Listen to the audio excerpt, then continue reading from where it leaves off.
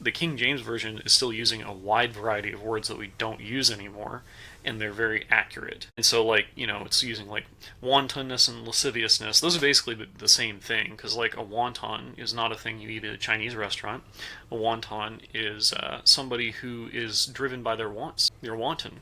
Like you're like you just it's just what you want, and that's what you're after all the time. And so like, and you're very, very wanty.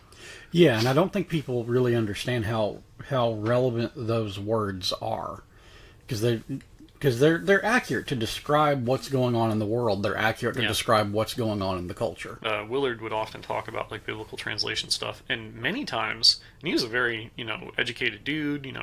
NRSV was what he read all the time. That's like what the liberal Bible, which I think is funny because it generally says the same thing as the ESV. Like I sit in a Sunday school class and I read my NRSV Bible, and everybody else is reading ESV, and the wording can be a little different in some places, but it's literally like it doesn't split infinitives or something like that. But anyway, Willard would always kind of like point back to some of the King James translations and say that they were better. Like I think it's in Ephesians 4.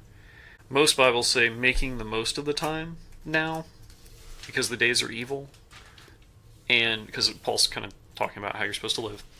And the King James Version says, what was it? It was Redeeming the time. redeeming the time, which is very, very different because like redemption comes with the idea that it's already lost, it has to be bought back. That's a big deal. And so Willard was big on that. Yeah, that was kind of why he didn't like entertainment that much. But that's also a different episode. He liked entertainment. He just didn't like the idea of pure entertainment for no value Sure. because it's predicated on your time being worthless.